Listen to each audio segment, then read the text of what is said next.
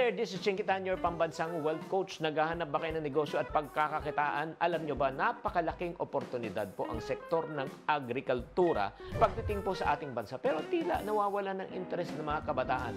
Kung gusto nyo malaman kung paano palago dito, pag-usapan natin to. Pag-usapan muna natin talaga ang kalagayan ng agrikultura dito sa Pilipinas. Siguro ito ay sa pinakamahalagang ikang sektor ng ating bayan. Pero sa kasamang palad, marami po talaga ang hindi na ikang interesado, lalo na yung mga kabataan po. Bakit po? Kasi po napakahirap po na magtanim. Number two, napakaliit po ng kita. Number 3, napakahirap magbenta. At pang-apat po, syempre yung climate change. Ang mga problema nito ay ilan lang sa mga dahilan kung bakit nawawala ng interest ng mga kabataan. Maraming kabataan ngayon nag-iisip na lang po ng kung ano po ang pwedeng gawin.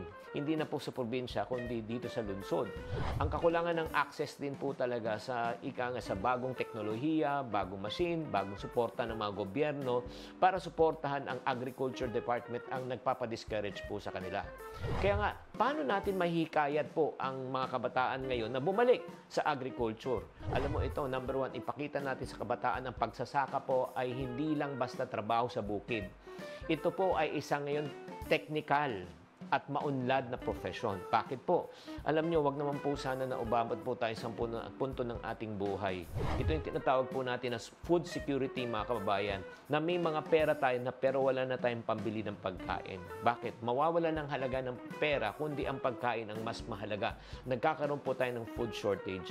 Sino pong makakaisip na tayo po ang dating number 1 rice exporting country in Asia? Ngayon po tayo ang number 1 po importer na ng rice po dito sa Asia. Kaya napakahalaga po na magkaroon po tayo ng agri-entrepreneurship program sa ating bansa. Hikayatin po natin ang mga kabataan na pumasok sa agribusiness, gaya ng farm to table ng mga negosyo. Kung makikita mo, like for example, backyard farming lang po. As a matter of fact, may mga kakilala na po ako ngayon na nakakatuwa po na nagtatanim po sila ng lettuce through hydroponics. Wala pong lupa, sa tubig lang po, sa pamagitan ng mga dumi ng isda, nag-aalaga sila ng isda. Yun po nagiging fertilizer at sa loob ng 30 araw, sila po ay umaani at kumikita po ng limpak na salapi. Bakit po? Sila na rin po ang nagbibigay po ng mga lettuce at mga harvest sa mga restaurant, sa mga palengke, dahil nga sinatawag ng backyard farming. Kaya napakahalaga po ang pagsasaka ay isang marangal na propesyon. Kailangan po natin gawin, nakaakit-akit sa kabataan para ipagpatuloy po ang agrikultura sa ating bansa.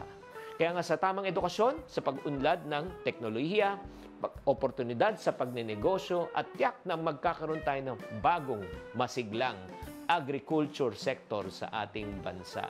Sana nakatulong tong episode na ito, kaya kung naghahanap kayo ng pagkakakitaan, agribusiness is the way to go. Tatandaan, tamang karunungan, tamang disiplina ang susi sa pagyaman.